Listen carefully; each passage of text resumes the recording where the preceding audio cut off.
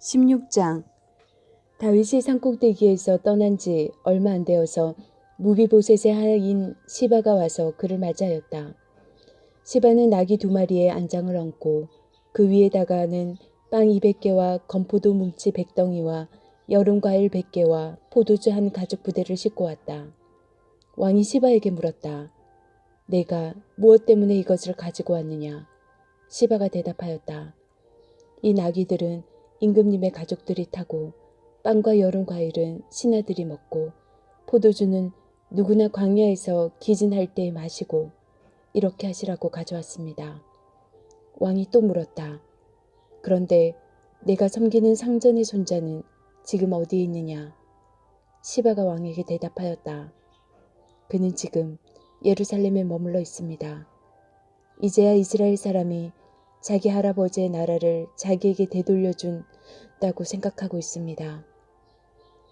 왕이 시바에게 말하였다. 무비보셋의 재산을 내가 모두 가져라. 시바가 대답하였다. 임금님의 은혜에 감사드립니다. 언제나 임금님의 은총을 입는 몸이 되기를 바랍니다. 다윗 왕이 바후림 마을에 가까이 이르렀을 때에 갑자기 어떤 사람이 그 마을에서 나왔었는데 그는 사울 집안의 친척인 게라의 아들로서 이름은 시므이였다. 그는 거기에서 나오면서 줄곧 저주를 퍼부었다. 다윗 왕의 모든 부하와 모든 용사가 좌우에 서서 왕을 호위하고 갔는데도 그는 다윗과 그의 모든 신하에게 계속하여 돌을 던졌다. 시므이가 다윗을 저주하여 말하였다. 영영 가거라. 이 피비린내 나는 살인자야. 이 불안당 같은 자야. 내가 사울의 집안 사람을 다 죽이고 그의 나라를 차지하였으나 이제는 주님께서 그 피값을 모두 너에게 갚으신다.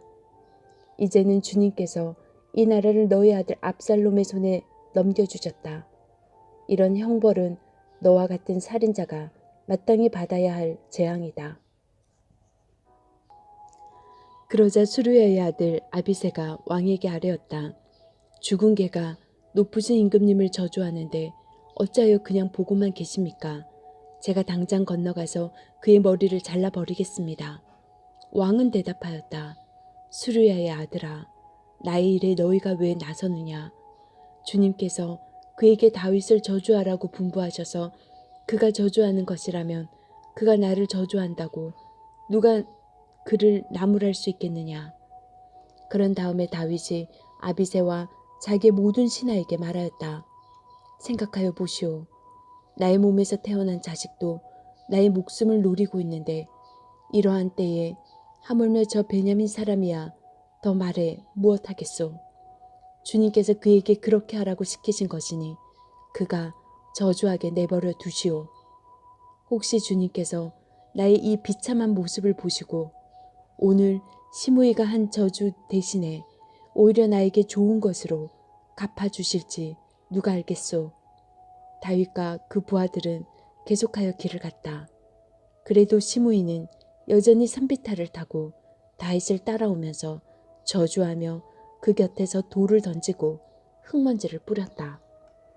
왕과 그를 따르는 온 백성이 요단강에 이르렀을 때에 그들은 매우 지쳤으므로 거기에서 쉬면서 기운을 되찾았다. 압살롬은 그를 따르는 이스라엘 백성의 큰 무리를 거느리고 예루살렘으로 입성하였다. 아히도벨과 그와 함께 들어왔다. 그때의 다윗의 친구인 아렉 사람 후세가 압살롬을 찾아와서 압살롬을 보고 임금님 만세, 임금님 만세 하고 외쳤다.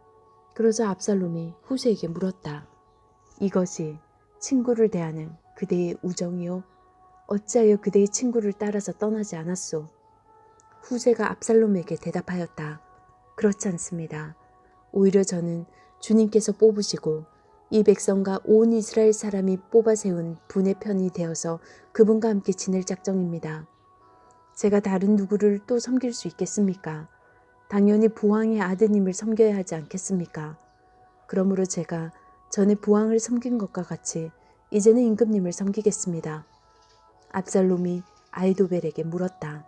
이제 우리가 무슨 일부터 해야 될지 의견들을 내어보시오.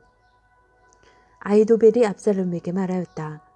부왕이 왕궁을 지키라고 남겨둔 후궁들과 동침하십시오.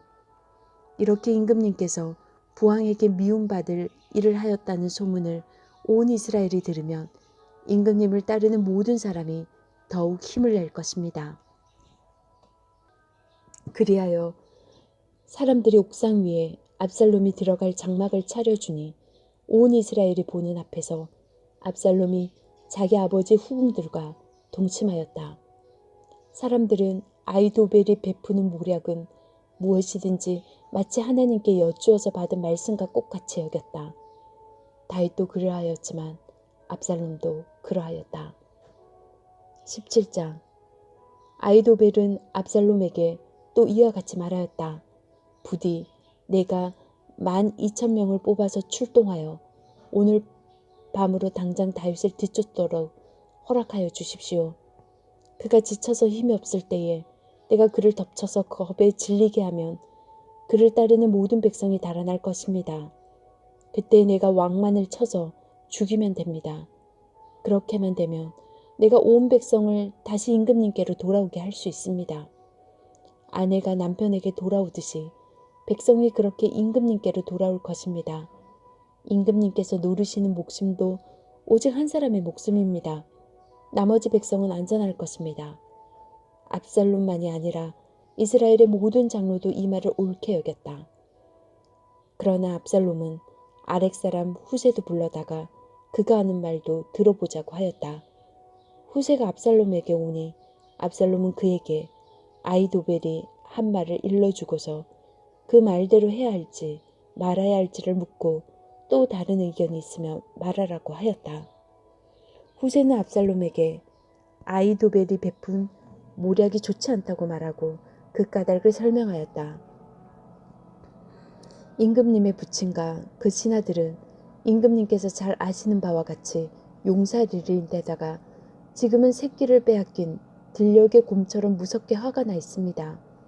더구나 임금님의 부친은 노련한 군인이어서 밤에는 백성들과 함께 잠도 자지 않습니다.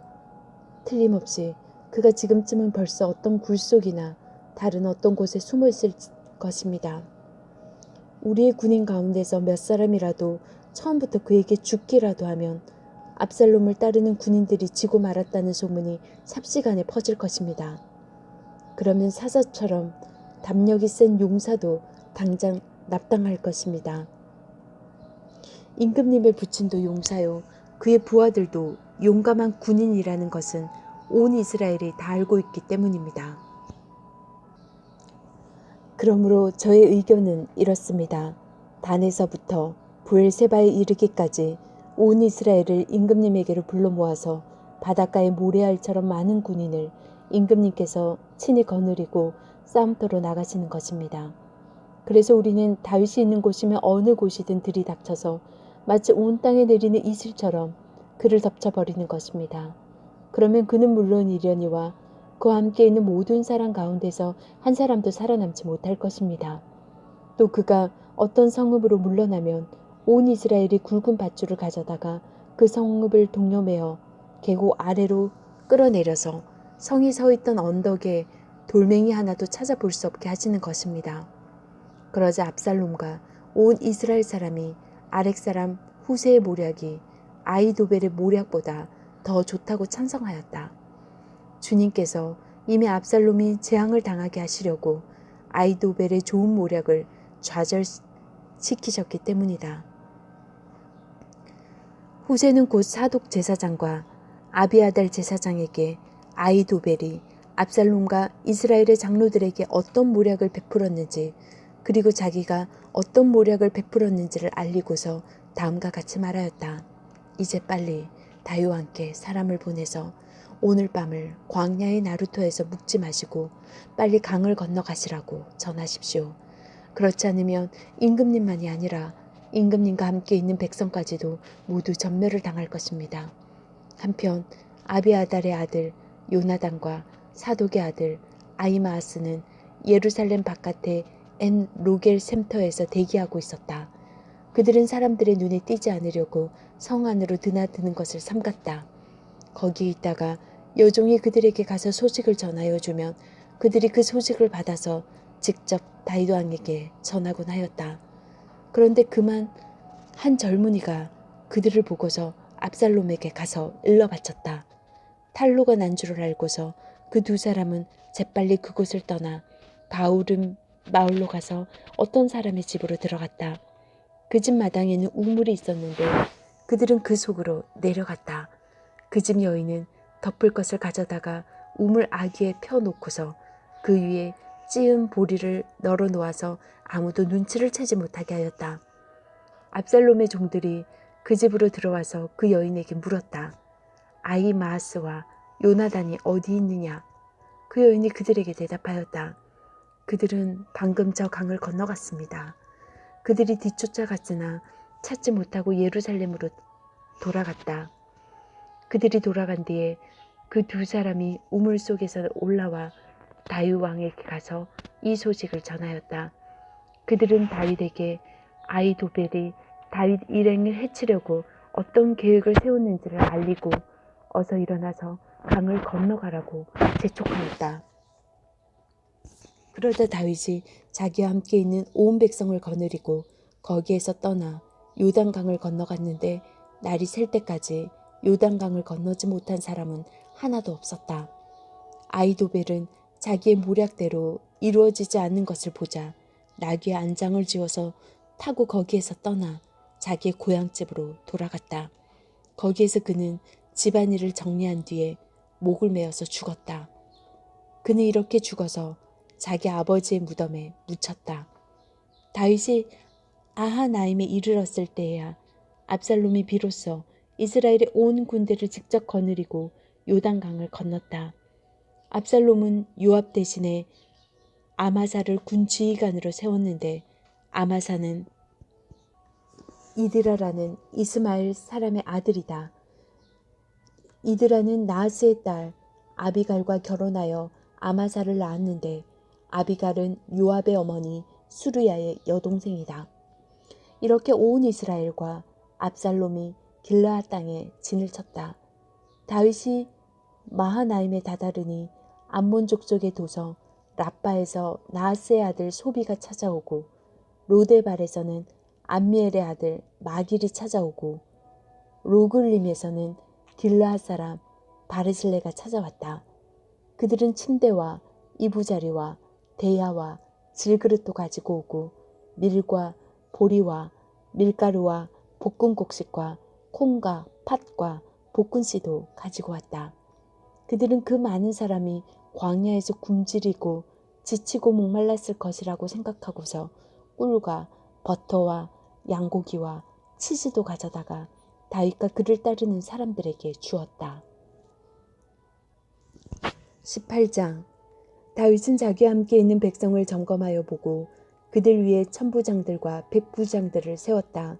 다윗은 또 모든 백성을 셋대로 나눈 뒤에 3분의 1은 요압에게 맡기고 또 3분의 1은 수르야의 아들이며 요압의 동생인 아비새에게 맡기고 나머지 3분의 1은 가드 사람 이때에게 맡겼다. 그런 다음에 왕이 온 백성에게 자기도 그들과 함께 싸움터로 나가겠다고 선언하니 온 백성이 외쳤다. 임금님께서 나가시면 안 됩니다. 우리가 도망을 친다 하여도 그들이 우리에게 마음을 두지 않을 것이며 우리가 절반이나 죽는다 하여도 그들은 우리에게 마음을 두지 않을 것입니다. 임금님은 우리들 10,000명과 다름이 없습니다. 그러니 임금님은 이제 성 안에 계시면서 우리를 도우시는 것이 더 좋겠습니다. 그러자 왕은 그들의 의견을 따르겠다고 말하고 성문 곁에 서 있으니 온 백성이 100명씩 1000명씩 부대별로 나아갔다. 그때 왕이 요압과 아비새와 이때에게 부탁하였다. 나를 생각해서라도 저 어린 압살롬을 너그럽게 대하여 주시오. 왕이 압살롬을 너그럽게 대하여 달라고 모든 지휘관에게 부탁하는 말을 온 백성이 다 들었다. 다윗이 군대가 이스라엘 사람과 싸우려고 들녘으로 나가서 에브라임 숲속에서 싸움을 하였다. 거기에서 이스라엘 백성이 다윗의 부하들에게 패하였는데 그들은 그날 거기에서 크게 패하여서 2만 명이나 죽었다. 싸움이 온 땅 사방으로 번져 나가자 그날 숲속에서 목숨을 잃은 군인이 칼에 찔려서 죽은 군인보다 더 많았다. 압살롬이 어쩌다가 다윗의 부하들과 마주쳤다. 압살롬은 노새를 타고 있었는데 그 노새가 큰 상수리 나무의 울창한 가지 밑으로 달려갈 때에 그의 머리채가 상수리 나무에 휘감기고는 바람에 그는 공중에 매달리고 그가 타고 가던 노새는 빠져나갔다. 어떤 사람이 이것을 보고서 요압에게 알려주었다. 압살롬이 상수리 나무에 매달려 있습니다. 요압이 자기에게 소식을 전하여 준 그 사람에게 물었다. 너가 그를 보았는데도 왜 그를 당장에 쳐서 땅에 쓰러뜨리지 않았느냐? 그랬더라면 내가 너에게 은 10개와 띠 하나를 주었을 것이다. 그 사람이 요압에게 대답하였다. 비록 은 1000개를 달아서 저의 손에 쥐어준다고 하여도 저는 감히 손을 들어 임금님의 아들을 치지 않을 것입니다. 임금님께서 우리 모두가 듣도록 장군님과 아비새와 이때에게 누구든지 어린 압살롬을 보호하여 달라고 부탁하셨기 때문입니다. 제가 임금님을 속이고 그의 생명을 해치면 임금님 앞에서는 아무 일도 숨길 수가 없기 때문에 장군님까지도 저에게 등을 돌릴 것입니다. 그러자 요압은 너하고 이렇게 꾸물거릴 시간이 없다 하고 말한 뒤에 투창 3자리를 손에 들고 가서 아직도 상수리 나무 한가운데 산채로 매달려 있는 압살롬의 심장을 꿰뚫었다. 요압의 무기를 들고 다니는 젊은이 10명도 모두 둘러싸고서 압살롬을 쳐서 죽였다. 그런 다음에 요압이 나팔을 부니 백성이 이스라엘 사람을 뒤쫓다가 돌아왔다. 요압이 백성에게 싸움을 그치게 하였기 때문이다. 그들은 압살롬을 들어다가 숲속의 깊은 구덩이에 집어던지고 그 위에다가 아주 큰 돌무더기를 쌓았다. 온 이스라엘 사람들은 도망하여서 저마다 자기 장막으로 돌아갔다. 평소에 압살롬은 자기의 이름을 후대에 남길 아들이 없다고 생각하여 살아있을 때에 이미 자기 비석을 준비하여 세웠는데 그것은 지금 왕의 골짜기에 있다. 압살롬이 그 돌기둥을 자기의 이름을 따서 불렀기 때문에 사람들은 그것을 오늘날까지도 압살롬의 비석이라고 한다. 그때의 사독의 아들 아히마아스가 요압에게 말하였다. 제가 임금님에게로 달려가서 주님께서 임금님을 원수에게서 구하셨다는 이 기쁜 소식을 전하겠습니다. 그러나 요압이 말렸다. 오늘은 아무리 좋은 소식이라도 너가 전하여서는 안 된다. 너는 다른 날 이 좋은 소식을 전하여도 된다. 그러나 오늘은 날이 아니다. 오늘은 임금님의 아들이 죽은 날이다. 그리고는 요압이 에티오피아 사람에게 명령하였다. 너가 가서 본대로 임금님께 아뢰어라. 그러자 그 에티오피아 사람이 요압에게 절을 하고 달려갔다. 사독의 아들 아히마아스가 또다시 요압에게 말하였다. 저에게 무슨 일이 일어나도 좋으니 저도 저 에티오피아 사람과 같이 가서 보고할 수 있도록 허락하여 주십시오. 그러나 요압은 또 말렸다. 아히마아스야, 너가 왜 가려고 하는지 모르겠구나. 너가 보아야 이 소식으로는 아무 상도 받지 못한다. 아히마아스가 또다시 말하였다. 저에게 무슨 일이 일어나도 좋으니 저도 가겠습니다. 요압이 그에게 말하였다. 그렇다면 더 말리지 않겠다. 아히마아스는 요단 계곡을 지나갈 길로 달려서 그 에티오피아 사람을 앞질렀다. 그때 다윗은 두 성문, 곧 앞문과 바깥문 사이에 앉아 있었는데 파수꾼이 성문의 지붕 위에 올라가서 성벽 위에서 멀리 바라보고 있다가 어떤 사람이 혼자 달려오는 것을 보았다. 파수꾼이 큰 소리로 이 사실을 왕에게 알리니 왕은 혼자 오는 사람이면 좋은 소식을 전하는 사람이다 하고 대답하였다. 그 사람이 점점 더 가까이 이르렀다. 파수꾼이 보니 또 한 사람이 달려오고 있었다. 파수꾼이 큰 소리로 문지기에게 또 한 사람이 달려온다 하고 외치니 왕은 그도 좋은 소식을 전하는 사람이다 하고 말하였다. 파수꾼이 또 알렸다. 제가 보기에 앞서서 오는 사람은 달리는 것이 사독의 아들 아히마아스가 달리는 것과 같습니다. 그러자 왕이 대답하였다. 그는 좋은 사람이니 좋은 소식을 전하러 올 것이다. 아히마아스가 왕에게 가까이 이르러서 평안하시기를 빕니다 하고 인사를 드리며 얼굴이 땅에 닿도록 왕에게 절을 하며 아뢰었다. 높으신 임금님께 반역한 자들을 없애버리시고 임금님께 승리를 안겨주신 임금님의 주 하나님을 찬양합니다. 왕이 그 어린 압살롬도 평안하더냐 하고 물으니 아하마스는 임금님의 신하 요압이 이 종을 보낼 때에 큰 소동이 있었습니다만 무슨 일인지는 모르겠습니다. 왕이 물러나서 곁에 서 있어라 하고 말하니 그는 곁으로 물러나서 서 있었다. 바로 그때에 그 에티오피아 사람이 들어왔다. 에티오피아 사람이 왕에게 아뢰었다. 높으신 임금님께 기쁜 소식을 가져왔습니다. 주님께서 오늘 임금님께 반역한 자들을 없애버리시고 임금님께 승리를 안겨주셨습니다. 왕이 에티오피아 사람에게 물었다. 그 어린 압살롬이 평안하더냐? 에티오피아 사람이 대답하였다. 높으신 임금님의 원수들을 비롯하여 임금님께 반역한 자들이 모조리 그 젊은이와 같이 되기를 바랍니다. 왕은 이 말을 듣고 마음이 찢어질 듯이 아파서 성문 위의 다락방으로 올라가서 울었다. 그는 올라갈 때에 내 아들 압살롬아, 내 아들아, 내 아들 압살롬아, 너 대신 차라리 내가 죽을 것을 압살롬아, 내 아들아, 내 아들아 하고 울부짖었다.